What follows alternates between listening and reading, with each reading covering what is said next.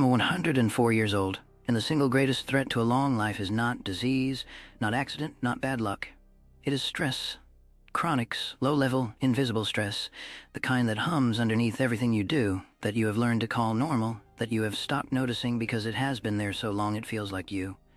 And what most people don't realize is that stress is not something that happens to you. Stress is something your nervous system generates, based on a story it believes. And the moment you understand that, truly understand it, you gain the ability to interrupt it in 10 seconds or less. Let's start with what people think they know. Most people believe stress is a response to difficult circumstances.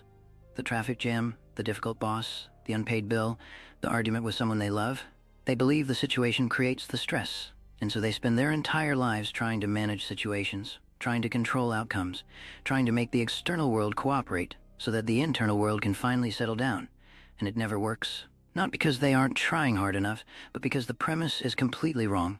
The situation does not create the stress. The interpretation of the situation creates the stress. And here's what most people miss. The interpretation happens in the body before it ever reaches the thinking mind. Before you consciously decide how you feel about something, your nervous system is already fired. Your heart rate has already shifted. Your muscles have already tensed. The story came first. It just came so fast, you didn't see it. You only noticed the feeling, and then you assumed the feeling was caused by reality. But it goes even deeper than that. The nervous system is not responding to what is actually happening. It is responding to what it predicts is about to happen, based on what happened before. This is the engine behind all stress. Your brain is a prediction machine. It is constantly running simulations based on your past. Every moment of your present life is being filtered through the archive of every stressful experience you have ever had. And when the current moment even slightly resembles a past threat, your system sounds the alarm, not because you are in danger, but because you once were, and your brain never stopped watching for it. This is why people feel anxious in situations that are objectively safe. This is why conversation that is perfectly civil can feel threatening. This is why success itself can trigger panic. The nervous system does not care about objective reality. It cares about pattern recognition. And the patterns it learned earliest, it trusts the most deeply. Most of what you call stress today is an old pattern misfiring in a new situation. And here's what most people miss entirely. The body does not know the difference between a real threat and an imagined one. When you replay a difficult conversation in your mind, your body responds as though the conversation is happening again right now. When you anticipate a future conflict, your body prepares for war.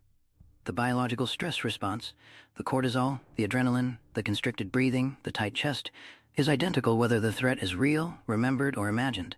Your body is fighting a war that exists only in thought, and it is exhausting itself in the process.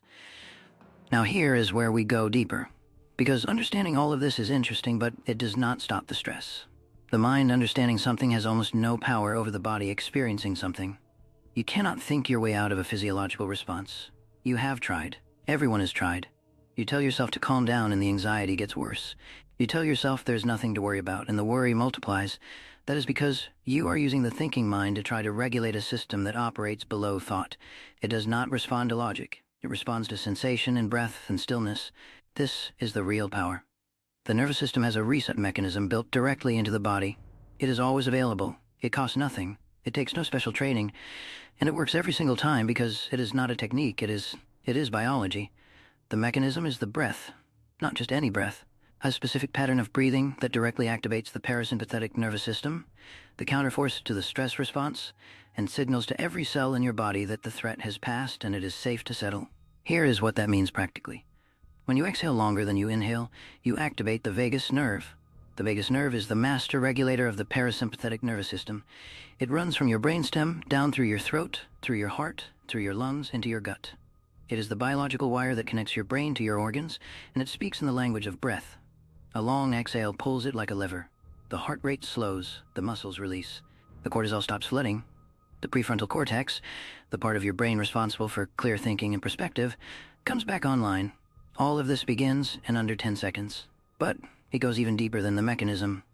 Because the breath is not just a tool you use to manage stress.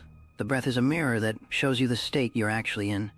Before you even feel anxious, the breath changes. It gets shallower. It moves up into the chest. The exhale shortens.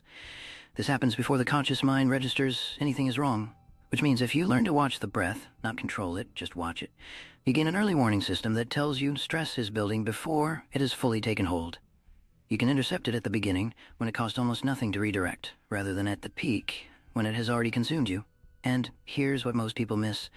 This is not about crisis management. This is not a technique for when things get bad. The real application is continuous. It is the practice of returning to a regulated state throughout the day, dozens of times, as a habit of maintenance rather than emergency repair. The people who seem unshakable are not people who never feel stress. They are people who return to baseline quickly. They have trained the system the way you train a muscle. The system learns what you practice, and if you practice returning to calm becomes automatic.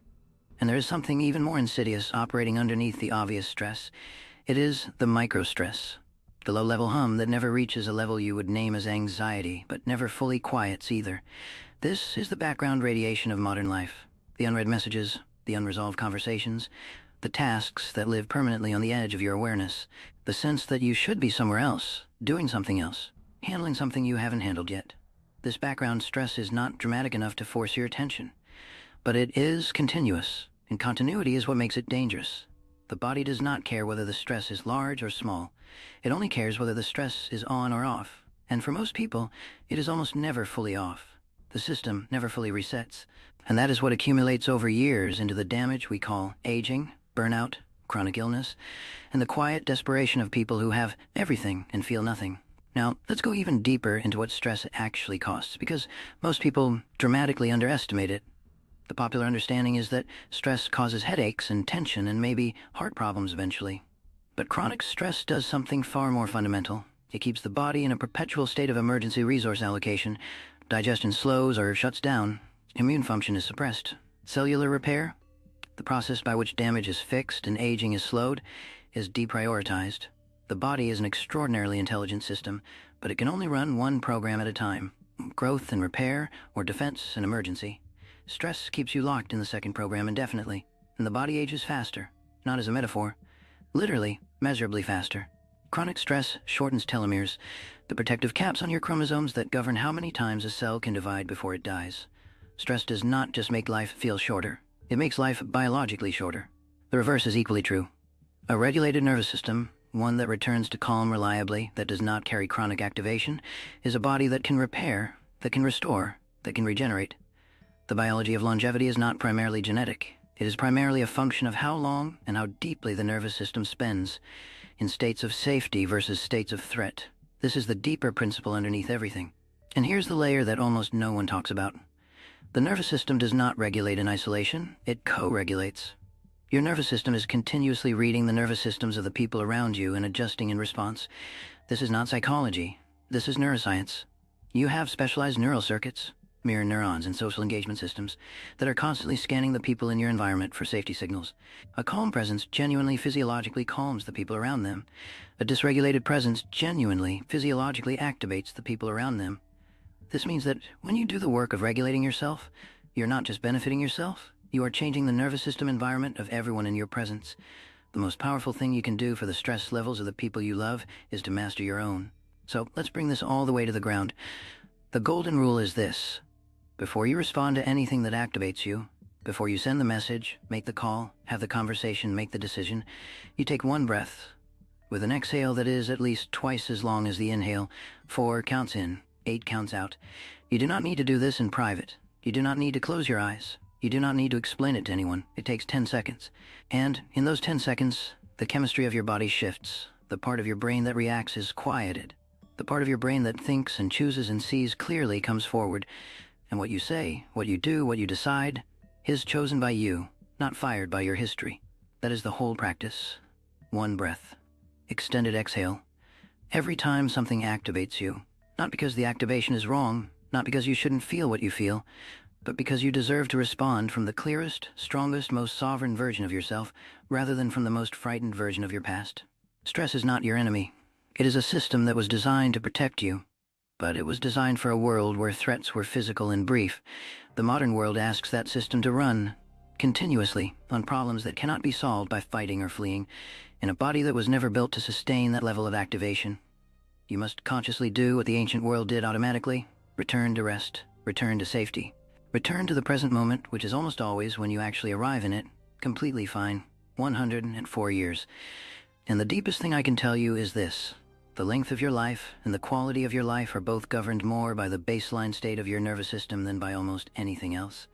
You cannot control what happens. You can train how you return.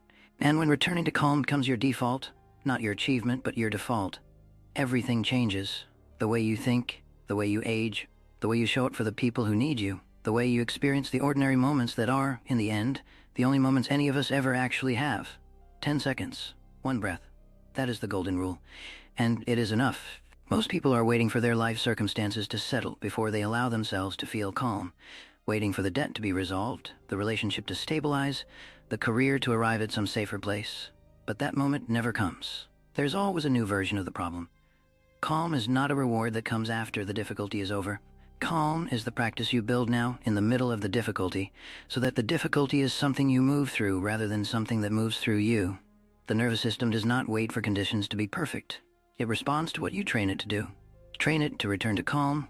Train it with 10 seconds, dozens of times a day, until the return becomes faster than the activation.